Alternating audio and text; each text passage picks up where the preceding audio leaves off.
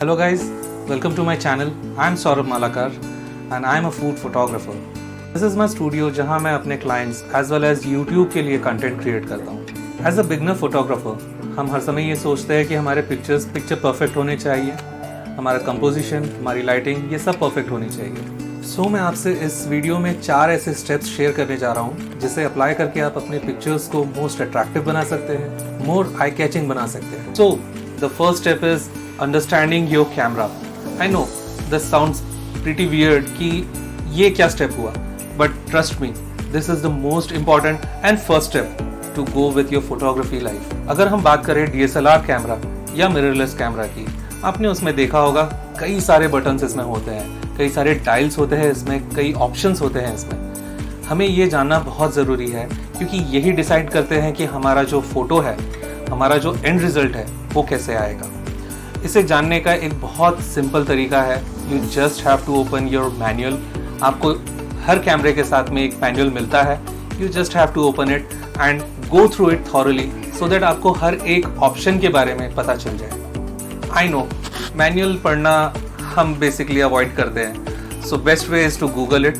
आप अपने particular brand के इन्फॉर्मेशन गूगल पे आप ले सकते हैं और इवन इन यूट्यूब आपके पास कई सारे ऐसे कंटेंट मिल जाएंगे जहाँ पे आप अपने पर्टिकुलर ब्रांड के ऊपर में ये सारे जो फंक्शंस हैं ये इन्फॉर्मेशन आप ले सकते हैं. जस्ट रिमेंबर वन थिंग, ये जो बटन्स हैं ये आपके हेल्प करने के लिए दिए गए हैं, ना ही आपको डराने के लिए. अगर हम स्मार्टफोन कैमरास की बात करें तो आपको ये समझना होगा कि हम ऑटो मोड पे बहुत इजीली फ़ोटो कैप्चर कर सकते हैं, लेकिन अगर हम उसके मैनुअल मोड को समझ सकें या और जो उसमें पोर्ट्रेट मोड होते हैं, मैक्रो मोड होते हैं, इन मोड्स को हम समझ सकें तो हमारे जो पिक्चर्स हैं वो एक डिफरेंट लेवल पे क्रिएट होते हैं. जो डिज़ायर्ड रिजल्ट है वो हम कैप्चर कर पाते हैं.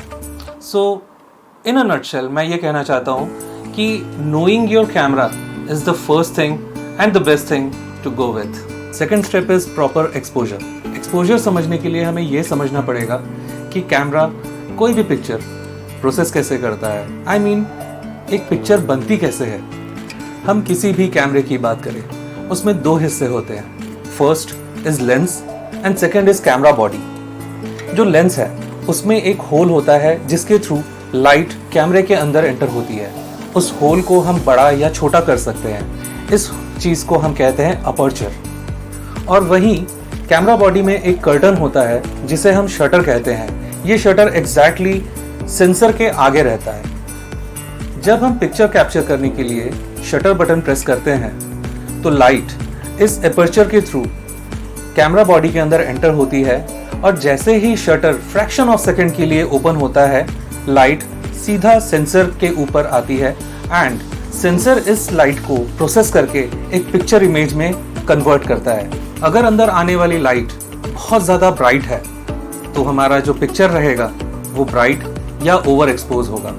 वहीं अगर हमारे कैमरे के अंदर आने वाली लाइट बहुत कम है उसे हम कहते हैं डार्क इमेज या under expose image. So proper exposure मतलब ये होता है कि हमारे कैमरे में अंदर आने वाली लाइट एग्जैक्ट परफेक्ट होनी चाहिए जो हमारे पिक्चर को परफेक्ट एक्सपोज कर सके. सो इसलिए ये ज़रूरी है कि कैमरा के अंदर आने वाली लाइट एकदम परफेक्ट हो, ना वो बहुत ज़्यादा ब्राइट हो और ना वो बहुत ज़्यादा डार्क हो.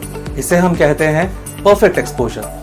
इसे हम इन डेप्थ समझेंगे आने वाले वीडियोस में जहां मैं इन डेप्थ एक्सप्लेन करने वाला हूं अबाउट एक्सपोजर ट्रायंगल. ये कंसेप्ट किसी भी स्टाइल के फोटोग्राफी के लिए बेस माना जाता है. Coming on to third most important rule, it's composition. अगर हम कंपोजिशन की बात करें तो ये हर आर्ट फॉर्म में इम्पॉर्टेंट रोल प्ले करता है, चाहे पेंटिंग हो या म्यूज़िक या फिर फोटोग्राफी. अगर कंपोजिशन परफेक्ट हो तो हम हमारे लिसनर या व्यूअर को उस जगह लेके जा सकते हैं जहां हम लेके जाना चाहते हैं और जो मैसेज हम देना चाहते हैं वो मैसेज कंप्लीटली हमारे ऑडियंस के पास पहुंचता है. Remember, its composition that defines your art form and convey your message through your images. अगर हम बात करें कंपोजिशन की फोटोग्राफी में, इसका एक आसान सा मतलब होता है आपको अपने चीज़ों को अपने फ्रेम में कुछ इस तरीके से रखना पड़ेगा कि व्यूअर के जो अटेंशन है वो ऑटोमेटिकली डायरेक्ट होना चाहिए आपके मेन सब्जेक्ट पे, ना कि वो कहीं और ट्रैवल करता रहे आपके फ्रेम में. इस वीडियो में मैं इन डेप्थ इन्फॉर्मेशन आपके साथ में शेयर नहीं कर पाऊंगा क्योंकि कंपोजिशन खुद में एक बहुत बड़ा टॉपिक है। इसके लिए मैं फ्यूचर में एक वीडियो डेफिनेटली आपके लिए लाऊंगा जिसमें कंपोजिशन इन डेप्थ हम समझेंगे। बट इस वीडियो में मैं आपके साथ में कुछ ऐसे कंपोजिशन रूल्स डेफिनेटली शेयर करने वाला हूँ जो सबसे ज़्यादा यूज़ होते हैं एंड ईजी टू यूज़ होते हैं। रूल ऑफ थर्ड एक फंडामेंटल कंपोजिशन रूल है जिसे हम ईजीली अचीव कर सकते हैं कुछ बेसिक चीज़ों को ध्यान रखते हुए। अगर हम हमारे फ्रेम को इस तरह 2 vertical lines and 2 horizontal lines से इक्वल डिवाइड करें तो हमारे पास 4 इंटरसेक्टिंग पॉइंट्स आते हैं। हम हमारे मेन सब्जेक्ट को किसी भी इंटरसेक्टिंग पॉइंट में रख के ये रूल को अचीव कर सकते हैं। कंपोजिशन रूल ये कहता है कि किसी भी इंटरसेक्टिंग पॉइंट पे हमारा मेन सब्जेक्ट रहे तो वो साइकोलॉजिकली एक इम्पैक्ट हमारे ऑडियंस के लिए देता है। हमें एक फ्रेम में negative space and fill space equally मिलता है। जाहिर सी बात है, अगर हम बहुत सारी चीज़ें एक साथ में हमारे फ्रेम में रखते हैं तो चीज़ें बहुत ज़्यादा मेसी लगती है। जहाँ कुछ भी नहीं है, ब्लैंक एरिया है, उसे भी हम रखते हैं, साथ में हम हमारे मेन सब्जेक्ट को रखते हैं जो कि किसी भी एक इंटरसेक्टिंग पॉइंट पे हो, तो ये फ्रेम को आइडल फ्रेम माना जाता है। इसे हम इजीली अचीव कर सकते हैं रूल ऑफ थर्ड से। Second rule is rule of odds. Generally हम हमारे फ्रेम में चीज़ों को कुछ इस तरह से रखें कि वो इन अ नंबर ऑफ ऑड्स हो, ना ही इन अ नंबर ऑफ इवन हो। कंपोजिशन रूल में ऑड नंबर को ज़्यादा इंपॉर्टेंस दिया गया है। ये देखा गया है कि इवन नंबर से ज़्यादा ऑड नंबर पे हमारा ब्रेन डिफरेंट रिएक्ट करता है और ज़्यादा अट्रैक्ट होता है। फॉर एग्ज़ाम्पल, हमारे पास एक फ्रेम है और हमें उसमें कुछ फ्रूट्स रखने हैं। अगर मैं उसमें 2 फ्रूट रखता हूँ तो वो उतना इम्प्रेसिव नहीं लगेगा, बट मैं अगर उसमें 3 फ्रूट या 5 फ्रूट या 1 फ्रूट रखता हूँ तो ये एक रूल ऑफ ऑड का कंपोजिशन रूल हम इसमें लगाएंगे। एंड ये जो फॉर्म है ये एक आई कैचिंग फॉर्म रहेगा एंड ईजी टू एक्सेप्ट रहेगा एक ह्यूमन आई के लिए। The next rule is leading line. Leading line एक और एलिमेंट होता है कंपोजिशन का जिसके हेल्प से हम हमारे मेन सब्जेक्ट को हाईलाइट करते हैं। The next rule is golden rule of triangle.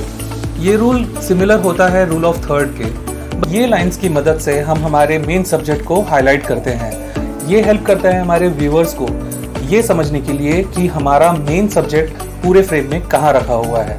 इस रूल में फ्रेम को हम कुछ अलग तरह से डिवाइड करते हैं, not like straight line and horizontal line. Instead of straight line हम सीरीज ऑफ डायगोनल लाइंस का यूज करते हैं जो राइट एंगल ट्रायंगल बनाते हैं हमारे फ्रेम में। It act as a composition guide.